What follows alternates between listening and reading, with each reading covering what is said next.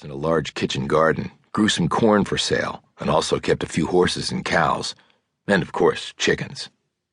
The front yard was dirt. The bushes and other minimal landscaping had gone to seed. The front porch was sagging. And if that wasn't enough evidence for Robie that his ramrod-straight father no longer called this place home, 3 little shirtless black boys were running in circles in the front yard, while their 20-something mother in cut-off jean shorts and a white tank top hustled after them. The woman stopped running when Robie pulled up and got out of the car. The 3 children crowded next to their mother's broad hips and warily watched his approach, their eyes big as bottle caps. "Can I help you?" asked the woman, taking a step back and drawing her kids with her. "My husband's right inside cleaning his gun," she added in the form of a clear warning. "He just done him some hunting. She added. Killed him some things." Robie looked over her shoulder. "I used to live here a long time ago. My father, Dan Robie, owned the place. How long have you been here?" She looked a bit confused, and then, as he expected, realization spread over her features. "Robie? Dan Robie is your daddy?" Robie nodded and again looked toward the house. "So, did you buy this place from him?" We moved in 2 years ago, but we bought it from the Harpers. They headed on up to Chattanooga." Robie nodded. "Okay, thanks." He turned and walked back to his car. The woman called after him. "Your daddy done killed a man." He turned back around. "So I heard." He drove off in a swirl of dust. In the rear view, he saw the woman hustle inside, no doubt to tell her hunter husband all about it. He headed back to Cantrell, thinking that he should have asked the woman if she knew where his father lived now, but he hadn't, so he would have to gain that information some other way. He could ask people in town. It was small enough that someone would know, but he didn't want to do that either. After Taggart and then the young mom, he had grown weary of seeing the looks on people's faces when he identified himself as the son of a murderer. Alleged murderer, he mentally corrected. He got back to the main street that cut Cantrell proper into 2 roughly equal halves and spied what he had earlier, an old phone booth.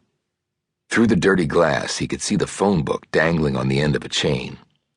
He parked at the curb, stepped inside the booth, gripped the slender phone book, and flipped through its pages until he got to the right section. Dan Robie.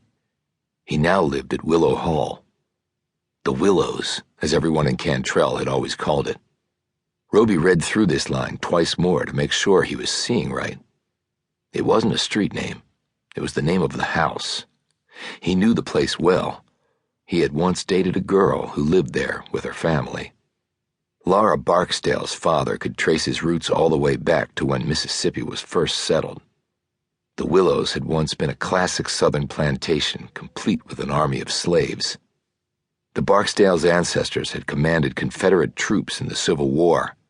They had led citizens' councils to keep blacks in their place when the Civil Rights Movement came to Mississippi. They were prominent and wealthy, and now his father owned the place?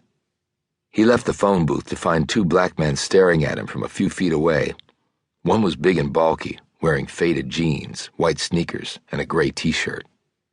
The other man was smallish but wiry, with sculpted shoulders and thick forearms shown off because he had on a wife-beater along with baggy black corduroys.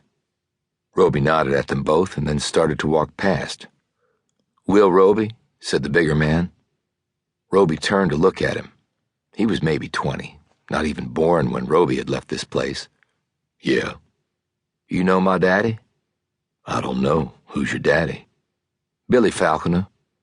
The image of a huge teenager with enormous shoulders, beefy arms, and a hearty laugh, which he used often, seeped into Robie's brain. Robie said, "We were on the football team together. He was a hell of a left tackle. Protected my blind side really well. Y'all were state champs your senior year. Got yourselves a parade and everything. Daddy still talks about it." Billy Falconer must have had kids young, Robie calculated. Pretty much right after high school.